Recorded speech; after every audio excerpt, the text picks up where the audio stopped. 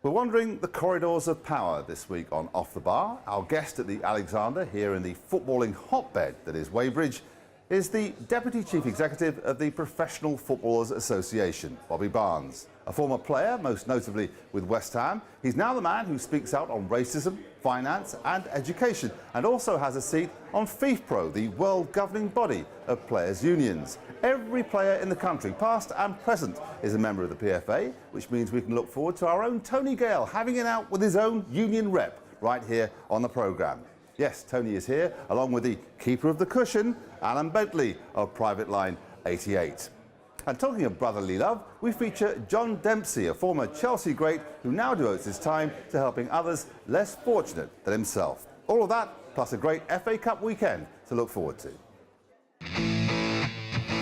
Let's hope Luton against Millwall is all about the football, as the Hatters, already the first club to knock a Premier League side out of the competition, meet mid-table Championship opponents. Arsenal will be favourites against Blackburn, but all eyes, well, all of our eyes, will be on the MK Dons, managed by Anne-Marie's Carl, who march on to Wembley, we think, courtesy of victory over Barnsley. We feature Liverpool and Swansea's league encounter this week because neither of them feature in the Cup. Chelsea meet Brentford in a fourth-round replay for the right to travel up to Borough in the fifth round on Wednesday. Man City Leeds is a game that conjures up visions of yesteryear. Championship Huddersfield looking for a Premier League scalp at home to Wigan, while it ain't Ronaldo, but Reading for United on Monday night. So let's start then. I'm always happy to mention the cushion because we never get to see it. So now we've seen it, we know that you're happy on your cushion, you're plumped up and pretty ready. I am indeed. Good, so we'll start with him. Luton Millwall. I'm the cushionless one. Luton Millwall, I mean, everybody remember this game for the trouble that it caused years and years ago, but hopefully we don't get any reoccurrence of that, Matt. But I have to say, I have to favour Millwall because Millwall are quite a direct side. And in the FA Cup, probably on a pitch at Luton, which will cut up a bit, I fancy Millwall might be too strong physically. They've got decent strikers and they're a big back four. Danny Shittu's in that defence. I can't see Luton giving them problems at set pieces, where normally a conference side would give a league team problems. So it's Millwall for me. The only thing I would say is Millwall, even money 11 to 10. It's not a great price. I agree with Tony. Millwall are an ordinary team. They've only won 1 in 8, and that was against Bristol City. But Luton, they're moderate as well. Forget the heroics against Norwich. Just won 2 in 8 in the conference, only 7th in the conference. So I do expect Millwall to win, but again, I think there's better bets to be had. But someone like me, who does the form religiously, thinks they've already become the first side to put a Premier League team out of the competition. Now they're facing a Championship team and only a mid-table one. They've got to have a chance. So you'll be back in Luton for the Cup, will you, on that basis? Well, not for this match. No, but on that basis, you think they can beat almost any Premiership team. Whoever's Norwich have beaten, therefore Luton will beat them. Is that the way it works? Look, you're being very aggressive. And what you're supposed to be doing is you're supposed to be offering tips, advice. He's Ginger. Ginger's up. Yes, well, I'll watch him. Red hot today. Tony, my mate.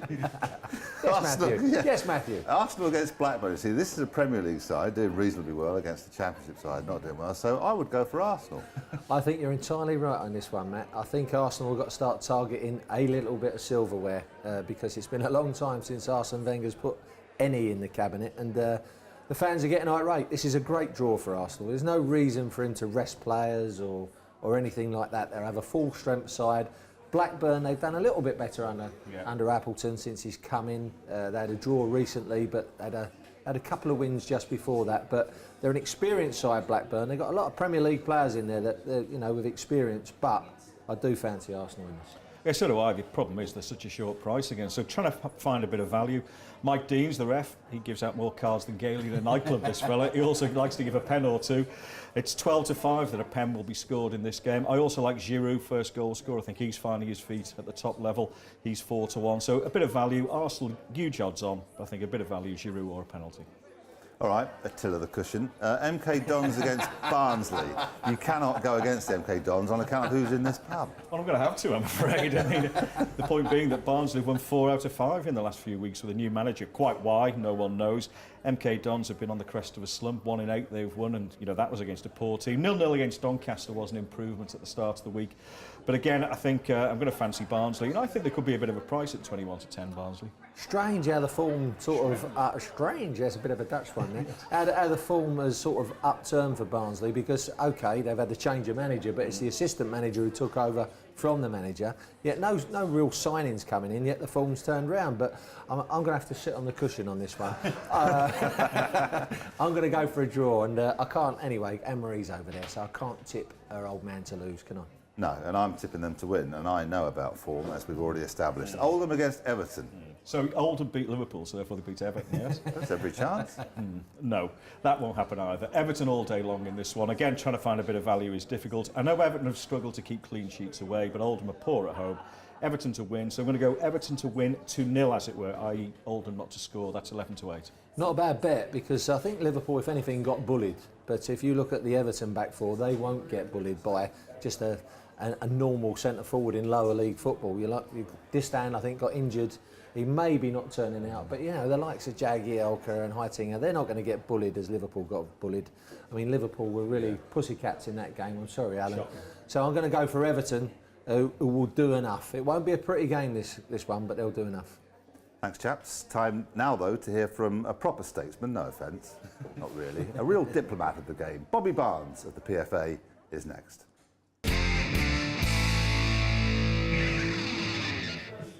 In these days of multi-millionaire footballers, why do footballers need a union? And why do all of them pay their subs to the PFA? Well, here to answer that question and a few others is the Deputy Chief Executive of the PFA, Bobby Barnes. Welcome, Bobby.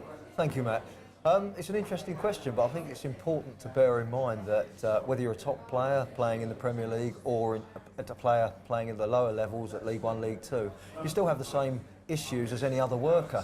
You might have a fallout with your employer, you might have a disciplinary issue, you might have contractual issues that need to be resolved. That's why the union plays an important part, whether, as you said, you're right at the top of the game or a journeyman player working his way through the leagues. I would have thought, though, that if you're at the top of the game, you should maybe give a little bit more. Am I right in thinking that everybody gives the same? Well, yeah, I think that's probably the strength of the union. It's a real example of solidarity, because the fact remains that the top players and all players pay exactly the same union subscription, because the majority of our funding comes via the television rights that we've actually acquired, that were actually ceded to us by the players when football became regularly produced on the television in the early 60s. And I think it will be fair to say that the vast majority of television coverage is based at the top end, so effectively those top players have given up their rights for the benefit of players throughout the game. So it's a real example of, you know, the strong helping the weak. So do you get the calls from places like Weybridge and the mansions and the £1 million houses, whatever, but from top players saying, I need help? Absolutely.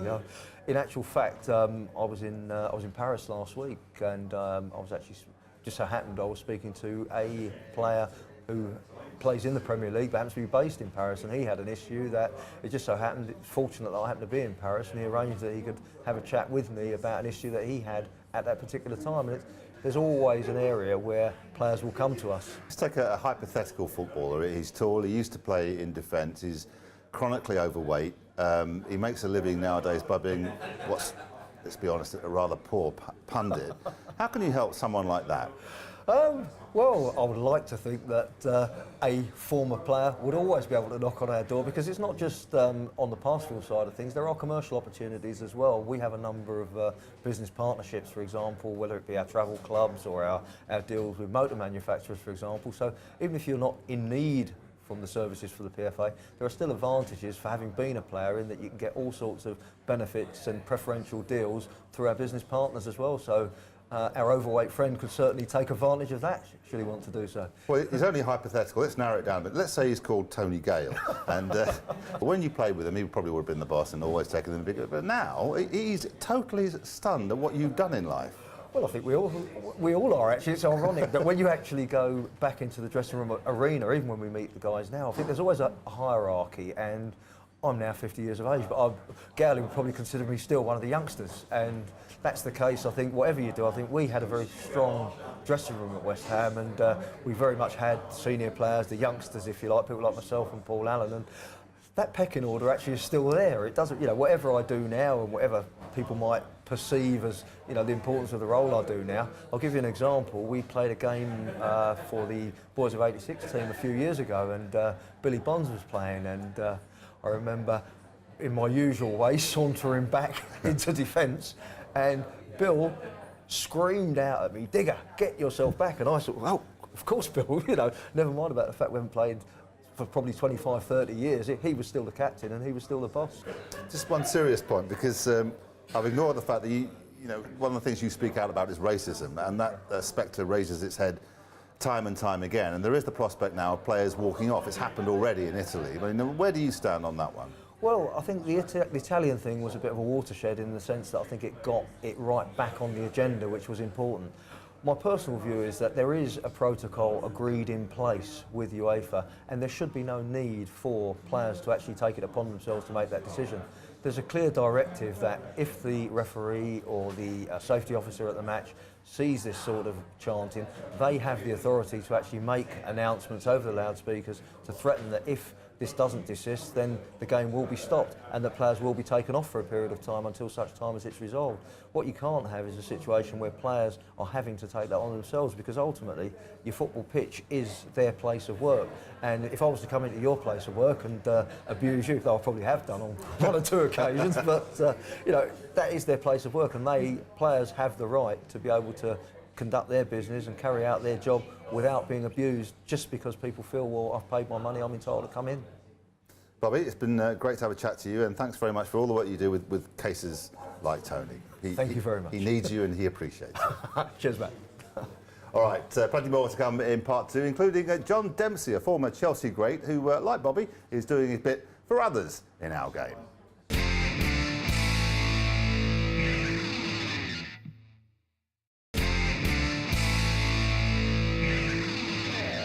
Welcome back to this week's Off the Bar and this week's tipping table. So last week, guys, Tony and Alan, you got 2 out of 3, and Ozzy Ardilles, he got 2 out of 3 as well. So you all made some money, so well done for that. This week, Alan, what are your top 3 predictions? Man U against Reading. I know Man U will rest a few heroics midweek over in Madrid. I think they'll be too strong for Reading, but I think Reading will score. So Man U to win, both to score. Oldham against Everton. Oldham, of course, beat Liverpool and MK Dons in recent weeks. I think though Everton will win, and I think they'll win without Oldham scoring. So Everton to win to 0 is 11-8. And the shock of the round, Huddersfield in a false position down in the Championship, beat Leicester in the last round. I think they'll beat Wigan. Wigan, very poor. Huddersfield 11-4. Pays 24-1, I think. Okay, cool. Tony? Yeah, my treble pays 25-1, so we're a bit similar. I've gone for the same one with Alan though. Huddersfield home to Wigan, that's 11-4. Millwall even money away to Luton. I think that's a good bet. Be far too strong, physical team Millwall, and Luton trying to overpower teams because they're a conference side against the league side. They won't have it, Millwall, so that's a away win. And the last one, you're going to be delighted. I'm going to go for an MK Dons draw with Barnsley. So you've got a nice night out in the replay in Barnsley. No, we want to Try and find an hotel up there. No, we're going to win this weekend. Okay, thanks, guys. Over to you, Matt. Thanks, Anne-Marie. Now it's time for a lovely little film, really, featuring John Dempsey, a great of the Chelsea side of the late 60s and early 70s, who, when he hung his boots up, devoted his life to helping other people. Simple as that, really. John Dempsey was one of the unsung heroes of a Chelsea side that were known as the Kings of the King's Road 40 years ago. That team won the FA Cup and the Cup Winners' Cup in successive years and might have done even better. We had a really, really good team, and we all bonded well together. Everyone worked together, and it was a close unit really. And I was pleased to be part of that team at the time. Since then, Dempsey has found a new vocation to replace professional football. He works full-time with the disabled. He may not be on a football pay packet, but he reckons his rewards now are even greater. I played obviously 20 years in football, etc. And the 20 years I work with people learning disabilities now, every day that I work, I thoroughly enjoy it, and I get a lot out of it. And seeing people that have less fortunate and able-bodied people put a smile on their face every day, and if they're doing sport, to see them not so much win but taking part and seeing their smile on their face, it brings something to me, the fact that not many people enjoy what they do, whereas I enjoy what I do, and I look forward to going into work every day. Some things never change. Dempsey offers no excuses when it comes to teaching his students about which colour is still the colour. Blue is the colour, purple is the guide, we're all together, winning is our own, so Cheer us on through the Saturday rain, 'cause Chelsea, Chelsea's our name. John Dempsey, what a lovely man. I don't know if too many ex-players are doing that sort of thing. No, it's great to see, and also, sadly, I know every word of that song, Blue is the Colour, because I was a Chelsea fan as a kid, Matt, and he was one of my heroes. Just talking to Al and said how he scored one of the goals in the European Cup Winners' Cup final against Real Madrid. Came out on the volley and he smashed it in. He was famous because he wore like the ankle-length boots, great big boots. They were like rugby boots, and he played alongside some good centre-halves there. David Webb, Ronnie Harris, Marvin Hinton. Don't know if you remember them, Al. Yeah. But he was a good player, John Dempsey, for both Fulham and Chelsea. My grandfather told me all about them. Let's move on to Chelsea and Brentford. Now, how do you think Chelsea will get on, and what's the fourth round game? I think Chelsea will win, but again, they're very short. Brentford in recent weeks have sort of slumped somewhat. 2 out of 8 they've won. Drawn 7 away from home. They haven't been scoring too many either. I think Chelsea will win, but trying to find that value. The one for me, arguably, Chelsea half-time, full-time. They score a big percentage of their goals in the first half. I'm going to go half-time, full-time Chelsea. Yeah, that's a good bet. I obviously fancy Chelsea to win, but I think Brentford have already had their win, so to speak, and their win full because of drawing the first game. That's exactly the result they would have wanted, because they're spending a lot of money, especially in their youth academy, Juve Rosler, and probably going to pay for that academy for a season, Matt, but they're not going to win this one. Chelsea will win it. Man City Leeds, my personal form guide tells me who might win this one, but where's the value? Well, the value, I mean, Man City will win. It's as simple as that. Here's another manager, a bit like Wenger. I think Mancini needs to win this, needs to win the Cup. I think it'll be a very strong team. Leeds, again, are poor. They haven't kept a clean sheet away from home. And City do score a few goals at home. I think City all day long. The value, tough to find, though. Well, like Arsenal, I think Man City have also got to put silverware in the cabinet, Matt. That's why I think Man City will win this game. But problems in the camp. Tevez gone away for family reasons. Balotelli transferred. That just leaves the two up top now, Dzeko and Aguero. I'm not a Dzeko fan. I think he's got quite a few goals this season, many a tap-in, but he doesn't contribute enough in the game for me. And Tevez and Aguero was always the choice. I think there's more problems than meets the eye at City. I don't think Mancini's managing it quite right, and there seems to be arguments with every one of the players.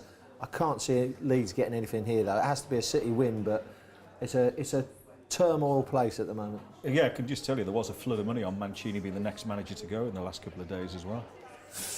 But the special one's not quite ready, is he? No, he isn't, but we'll talk about the Champions League in a moment or two. Perhaps in a couple of weeks he might be.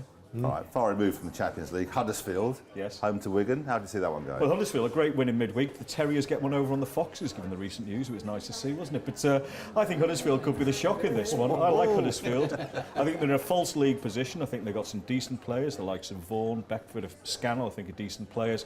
Don't like Wigan, as we discussed last week, and having a pop at Roberto Mancini. I think Huddersfield will win. That's my shock of the round. That is my shock of the round as well. I'm going with him. And Beckford's been a hero in the cup competition. You can remember him scoring the winning goal at Old Trafford for Leeds. So he may do it again. And Wigan, I think, will rest players. That's the key to this one, Al, because you have to always look at the team sheets before you have the bets in the FA Cup. We're going in a little bit blind with this, but I think Martinez will rest players because they have to stay in the Premier League. The riches of £70 million next season makes such a difference for a club like Wigan, in particular. I think Huddersfield will beat them. Manchester United, having generally perceived to have acquitted themselves very well in the Bernabeu, or however you pronounce it. Reading can't be much of an opposition, surely. Well, again, you know, we've just said about Wigan resting players. I think Reading will do the same in this one. We saw us in the last couple of rounds. Yes, they score goals. We did see that astonishing game between the two in the league. And Man United, it doesn't seem to matter who they put out. Yes, they'll rest a few, but I think they'll be too strong for Wigan. The bet I'm going to have, we keep doing this, I usually do one a week. Man United to win, both teams to score, pays 7-4. Yep, it's a good bet. I fancy Man United to win. There's no value in just doing it at 9-2 on, but he'll make so many changes for this one. I think he'll make as many as 8 changes for this game. And I was up there last week to do the Man United-Everton game. Funnily enough, they're probably playing on one of the worst pitches in the Premier League. It's cutting up terrible. It's slowing their play down. That will give Reading a little bit of a chance, but United have got to have too much. Likes of Hernandez will be playing. Smalling will get a run out. There's quite a few that's going to come into the team that will sort of think that Reading have got a chance, but it has to be a United win. Talking of the Champions League and next season's Champions League places, how do you see it going? Well, obviously, a couple of the places are booked, I think, you know, with Man United and Man City. Chelsea next favourites, then it's Tottenham and then it's Arsenal. I mean, to me, it does rest between those five. I can't see Everton as quite having enough. Liverpool nowhere near, and still a ludicrously short price to get into the top four, but not a cat in hell's chance. It's between those that I mentioned, the five. Yeah, I think it's between Tottenham and Arsenal for the fourth spot. I think it's going to be Spurs. I was there last week. Gareth Bale, absolutely enormous. I've never seen anybody run like him since Cristiano Ronaldo was here over in England, and to appreciate his power and his pace, you have to see him live. I don't think the TV gives it enough justice. The way he just drifts past players, and the way he went past Colaccini on the halfway line, and just the whole stadium rose to him afterwards. Because you used to look slow on the telly, Tom. Oh, well, yeah, it did slow me down a little bit. It tends to put a little bit of weight on you as well, doesn't it? Yeah, it depends how many cameras they But got. the whole stadium was just, you know, Bale, all the way around. I just think he's a wonderful talent, and he'll take Spurs to those Champions League places. I've got a lot to talk about the one league game, Liverpool against Swansea. If I was cruel, I would mention the fact that you actually thought this one would go to a replay. Sorry. I was up early this morning, yeah. Thanks very much. A non-footballing person having a pop at me, I can't believe it. No, I'd have to say, I fancy a draw here. I think Swansea could get a draw at Liverpool because they're in such a state at the moment. I've never seen so many players that were playing out of form. Yeah. After a week where they were so brilliant against Man City. I was up there against Man City, completely outplayed Man City. You thought the West Brom game was a foregone conclusion. And a long away trip to Zenit as well, you know, midweek. Yeah. I mean, that's got to count against them. Swansea have drawn 10 this season. They beat Liverpool in the League Cup, and deservedly so.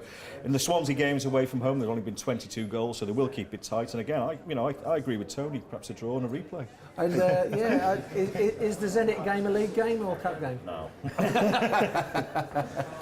Right, now we've established that there will be a replay because, as you say, it will be a draw. So we can move on to the Deputy Chief Executive of the PFA. He can't comment on matters of betting or gambling or tipstering, but he can head the ball. That's why he's outside practising. Can't wait for this bit.